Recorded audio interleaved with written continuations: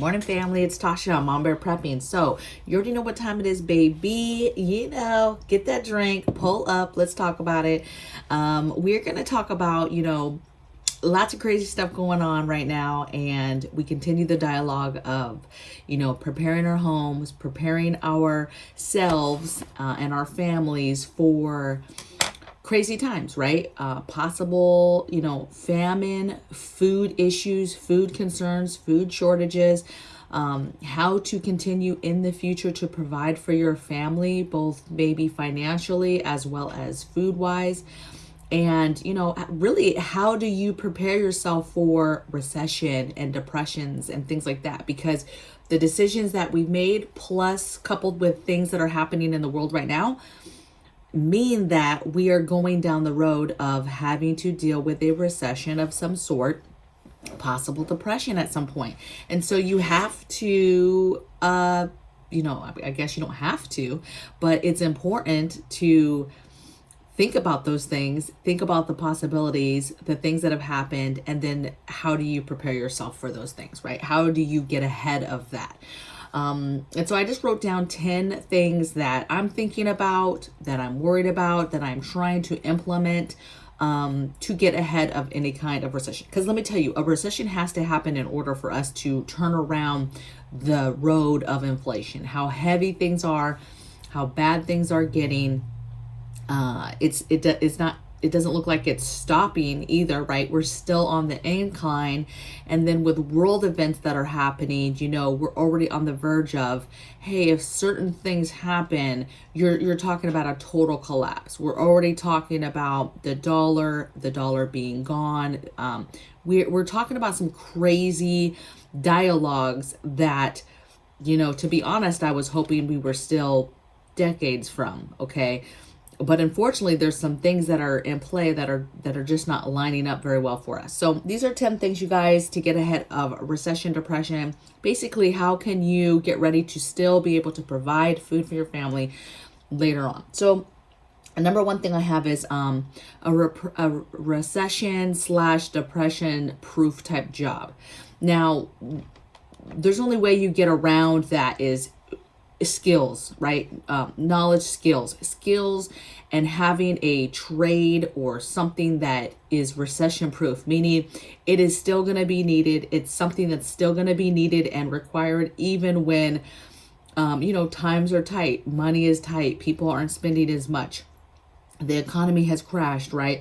And so life still goes on though, you guys. And so there's still things that people are going to need, services that people are going to need. And so skills and services are one of those things that will always make it through, a recession, depression. Now, can jobs decrease during these times and you could have a viable skill and you still get kind of worked out of it?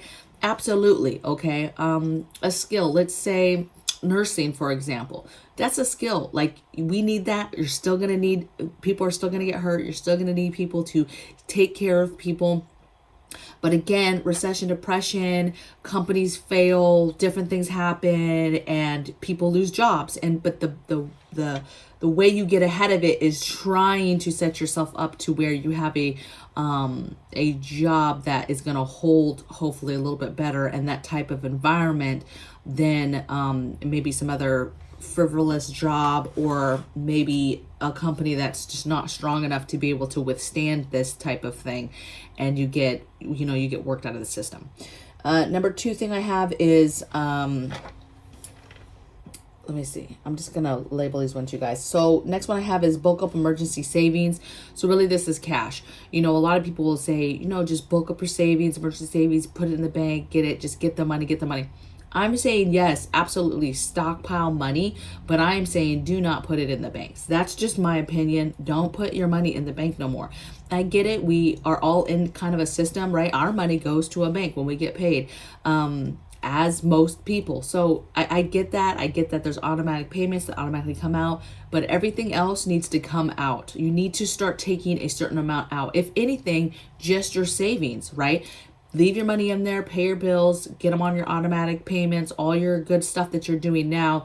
However, I would be pulling out my savings, my cash. I would be wanting that on my person. This is the thing with cash, you guys. A lot of people, it's dangerous to have cash. No, it's only dangerous when people know you have it. Okay. The average person doesn't keep cash like that. So if you don't advertise, you don't tell anybody, nobody and their mother is going to know that you keep cash like that. Okay.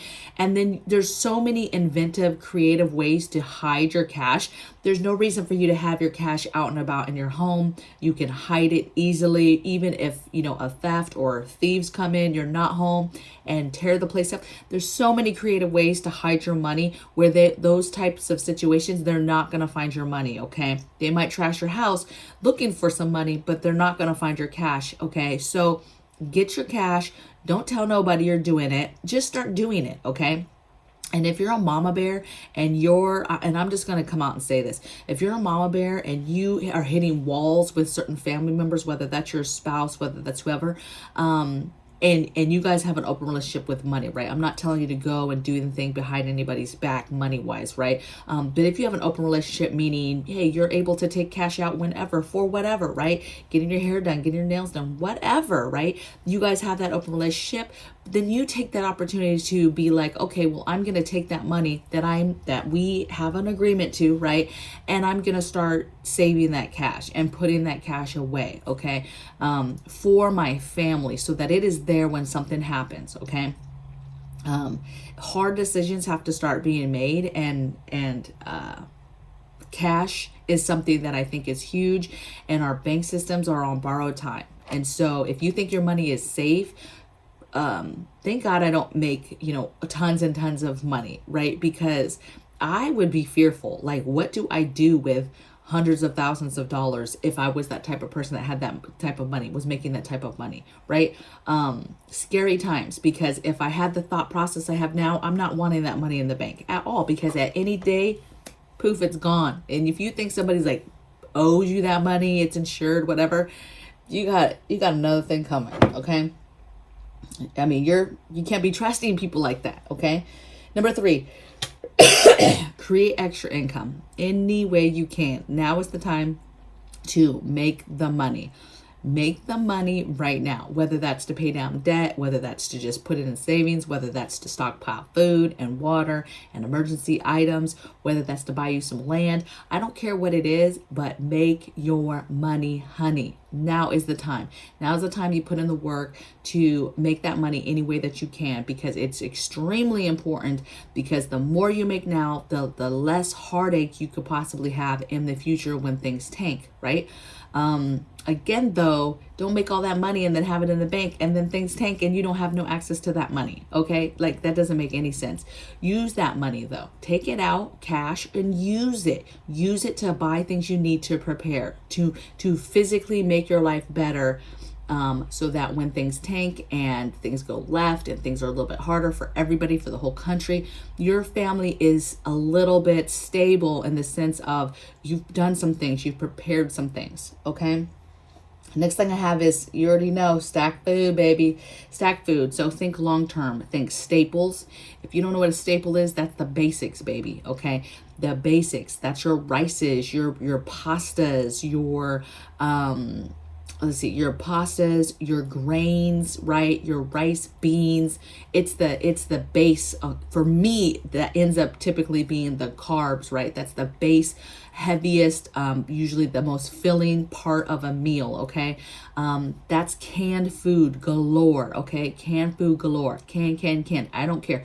I don't want to hear nobody about sodium. I don't want to hear nothing. I mean, this is survival, okay? You need canned foods. You need canned meats. If you're not on game yet with canned meats, you need to get canned meats.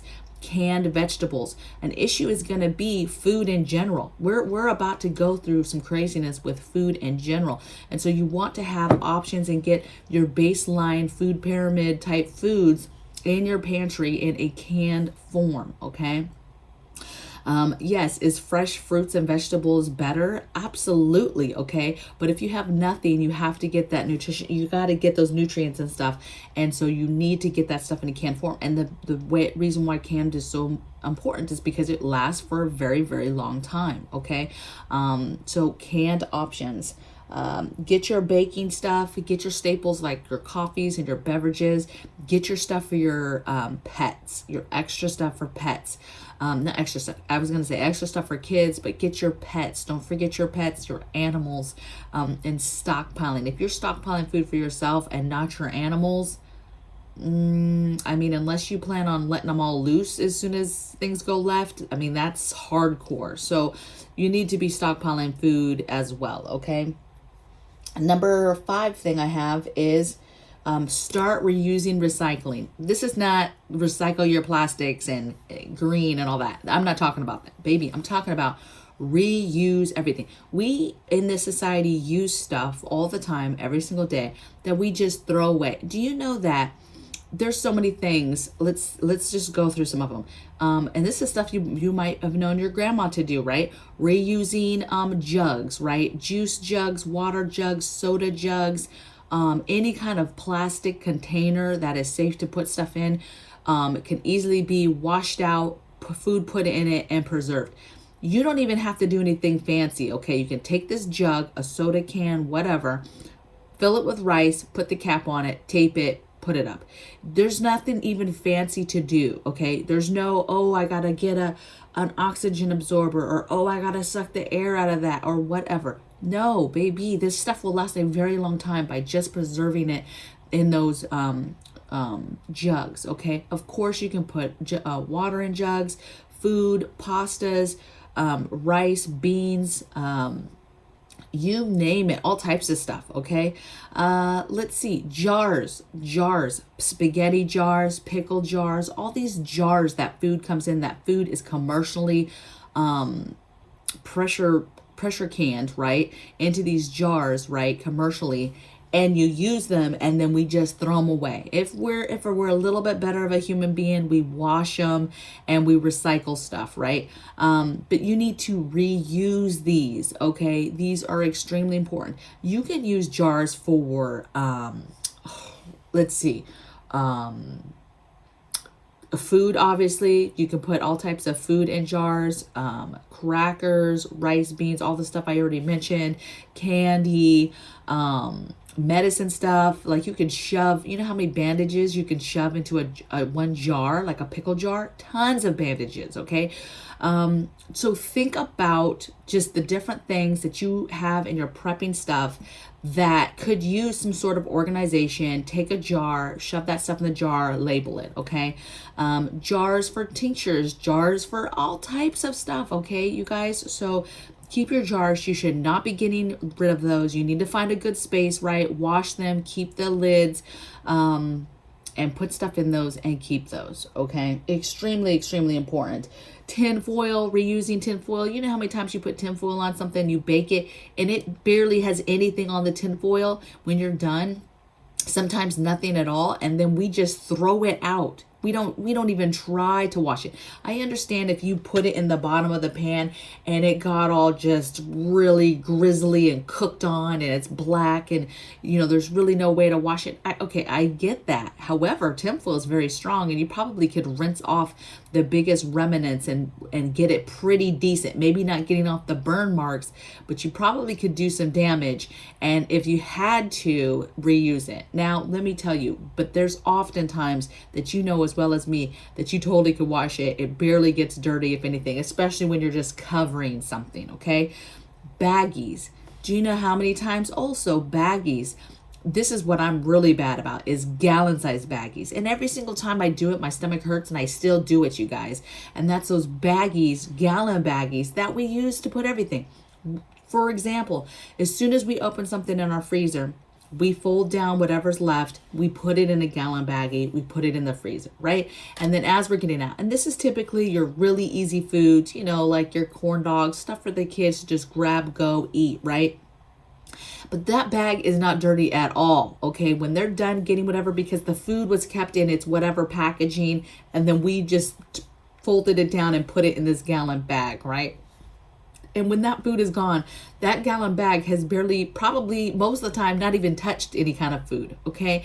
And so it's disturbing because we will take that and we will throw that away. And that could be reused for so many things. Okay. And that stuff's not cheap, but that's the type of world that we're in, where we just frivolously throw things away.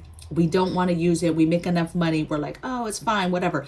But when times get tough, you're going to be regretting not reusing that stuff, not reusing oil. It's one thing if you fried up some fish, you're not using that oil again for anything. But if you're doing your basic frying of stuff, or you're basically, you fried up some tortillas or something, like, come on, you better be reusing that grease. Your bacon grease, especially your breakfast meats that you're making up, that grease, keep that, man. That's flavor for soups and stews later.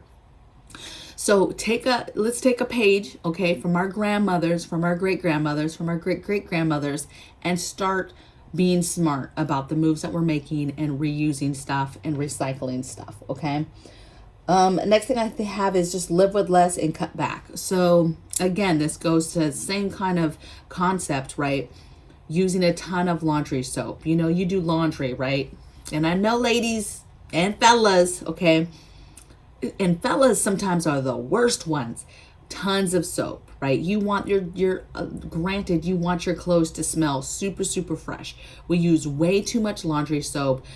On top of that, we add all these extra, things to it, right? Fresheners and softeners and you name it. We add all these other products added on top of that. We use a ton of dryer sheets.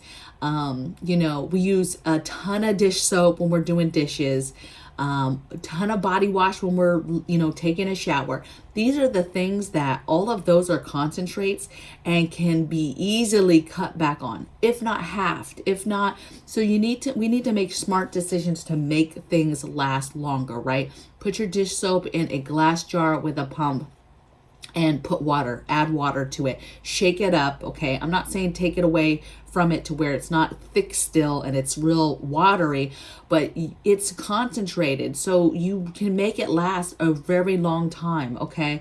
And if you spend the money to get the good stuff, right, the strong stuff, even better. You can even do with less of it. Same thing, laundry soap, cutting back. You don't need those things. You don't need those extra things. The dryer sheets, putting 3 or 4 dryer sheets in for one load. For what? Okay. Like that is what that's what I'm talking about. Okay. Let's go on to the next thing. So that was number 6. 1, 2, 3, 4, 5, 6. Yep. Number 7 is, just relook at your budget, right? It's no secret, we indulge as a society on all types of things on the go, buying lunches, buying dinners, going out, going to the movies, getting coffees every day, this, that, right? And so just re-looking at your budget, figuring out where you can cut money, simple things. I'm not here to tell you how to spend your money, okay? We all do things that make us feel good. And so I'm not telling you, you shouldn't be doing, I'm not telling you that at all. What I'm telling you is, for you, a thing you could do that's on this list is take a look at your budget, take a look at things. From time to time, we take a look at our subscriptions because we subscribe, as a society, again, we subscribe to all types of things. And so oftentimes I'll go back through subscriptions and be like, what was that? I'm not even using that app. Why am I paying for that? Right. And so that's the type of thing that I'm talking about. Okay. Number 8. 8 is get your grid down things. So when recessions, depressions happen, what's scary is it directly ties to our economy, that tanking, the dollar's worth, all of that stuff. Companies fail, companies can't make it through it. So you have a lot of companies that go under. You have our grid is already trashy, right? And so you have things that are going to get neglected, not be taken care of, and get worse. And so for me on here, getting your grid down items is a way to prepare. By preparing for grid down, you're preparing for all types of emergency preparedness in general already. But getting those things, so you have your emergency toilets, you have your alternate cooking, your alternate heating, your alternate cooling. You've got to get those things in play. Have your flashlights, your candles, your lanterns. Get those things in order so that you're ready for a basic grid down situation, because when times get tough with the economy, things get tough with businesses, things shut down, and normal services that you're expecting to have, you might see some stuff falter, right? Just laying off people of jobs, not having as many people at the jobs locations, right? At those grid locations for the electric company, let's say, for example, that type of thing. Okay. Number 9 I have is inventory your food and create menus. So when it comes to times when times get tough and it's hard to get food, so we're already going to be dealing with possible recession, depression in the future, right? That's just basic economy type concerns, issues. But on top of that, we're going to be singly, and it may hit before that, or it may be the cause of that, and that's food famine, food shortages. Food is going to run out. It's going to be an issue, and that might happen before. It might cause a recession, depression. It might happen during, but whenever it happens, it's going to be a huge issue. And so you're going to see yourself wanting to pull back on, okay, we can't get as much food. We have to make this food that we have in this house stretch. And the way you do that is rationing and fasting and cutting your meals in half and cutting your meals down to one pot meals and less ingredients, right? You're using less food to put a meal together. And so that's why I say menu planning, because you can get an idea of different meals that you would maybe want to cook in this type of situation.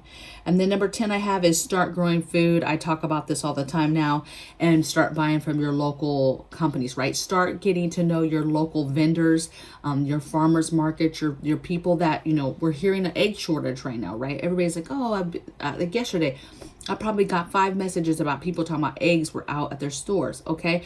If there's still eggs at your stores, get those eggs. But you need to be finding local people. Find people while you have internet and stuff like that. Look and find local people that sell eggs that are around you, right? And start finding somebody local that you're gonna buy eggs from. Okay. And go from there. Now, I'm super interested in hearing in the comments below today, just your guys' thoughts on this topic. What are you doing to prepare for recession, for a depression?